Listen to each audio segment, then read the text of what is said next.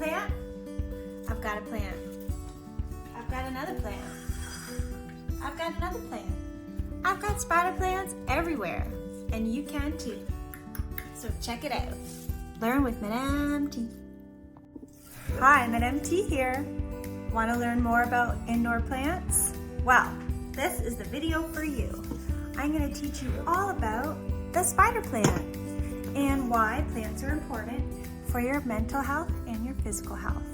So check this video out. These plants are super easy to take care of, and I've got you covered. This video is for everyone, okay? If you're new to plants, this video is for you. If you already have some plants and just want to learn more about this beautiful spider plant, this video is for you. I understand what it's like to have a busy schedule, and you may be worried that you're not going to be able to take care of these plants, but trust me, if I can do it, you can do it. All right, number one reason why plants are amazing, which you already know, is that they purify the air, right? So they give off oxygen and they intake CO2, which is amazing for us because we intake oxygen and we give off CO2. So we're meant to be together.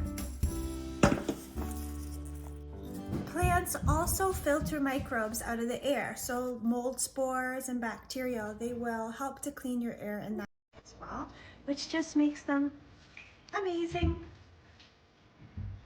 Number three, they absorb toxins from the air like formaldehyde, benzene. Lots of studies have shown that they reduce this from the air. So another win, I would say. Number four, they increase the humidity in your air. So let's say you have a dry climate or it's winter. Plants will actually add humidity to the air. Think about a greenhouse, right? That affects your skin, that affects if you have a dry cough. It's going to help bring in that humidity and give you a little bit more healthy choices with that. And number five, plants are amazing, okay? There have been tons of studies that show that they help your physical as well as your mental health.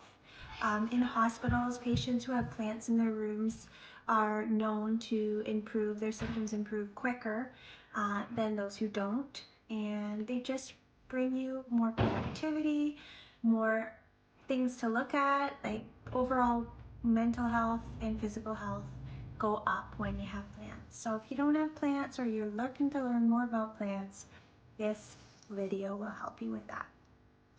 All right, you may be wondering, where do I put my spider plant? Well, honestly, they do well in most areas. They say indirect sunlight. So if you have a window and, you keep it to the side where it's getting the light, not directly right in front of the window, but indirect light, then you're good. If you give it too much sun, honestly, you're just gonna likely to have more babies and need to water it more. If you're not giving it enough sun, then it will just grow a little bit slower, and you can kind of adjust where you want to put your plants. But these are really resilient. So wherever you have a spot for your plant, as long as it's getting a little bit of light, you're good.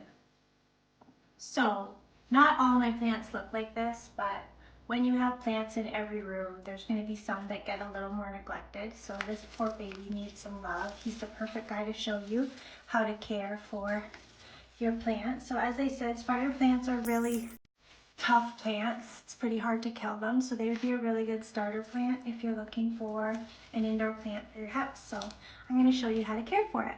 Okay. How do you know when to water your plant? Like, I don't keep any schedule. There's no way I'm keeping track of when I'm watering plants. Honestly, I just put my finger in there and feel the soil. And this soil feels really, really dry. So I'm going to give it a big drink. Okay, so there was literally plasticine in this plant. So pick out your plasticine. This one was in my kid's room, so do a play with plasticine. And so I felt the soil. It's really wet. So I'm going to be really generous and give it a nice water. Now you'll find when the soil is really dry like this one, it will only absorb so much. So I would stop if it kind of looks like it's flooding at the top and just let the water come down and maybe wait a bit and water it again in a day or two because the roots are really dry. Okay, for pruning plants, you really just want to pick off all the dead brown parts, okay? So you can either just use your hands they go in the compost or in the garbage. You can use scissors as well. So you can just trim out the pieces that have really browned up and just give it a little clean.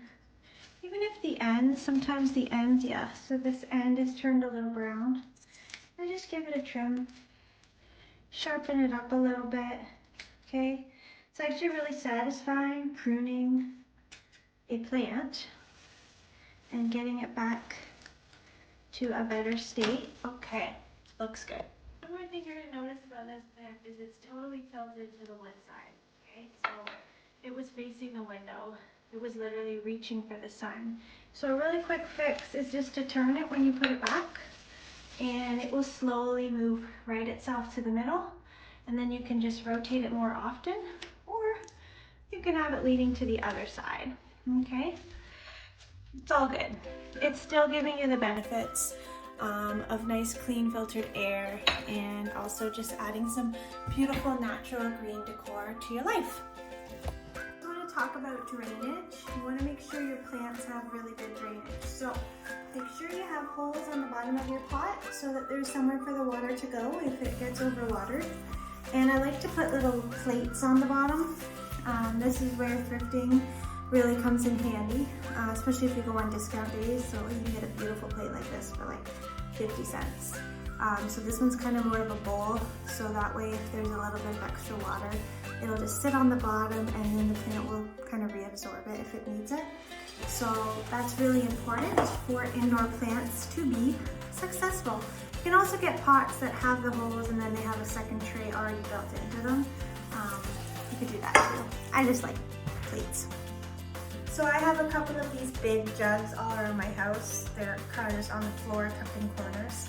So I go around watering all my plants, then I refill the water, leave it down on the ground so that the water has about a week, or however long it is between waterings, to dechlorinate and get the chemicals out, because it's like a cleaner way to water your plants, right? You don't want to, try not to use water directly from your tap because there are chemicals in that water. So if you don't have a spider plant yet, go to your nearest garden center or find a friend who has spider babies and get your baby started, okay? Doesn't need a huge pot, can be bigger, can be smaller, but this plant is ready for you, and you can do this and you can try it out at home or at work or in the classroom, because plants are great everywhere. So thanks for watching, and let me know what you think about this video down below. Give it a like and a subscribe. Learn with Madame T.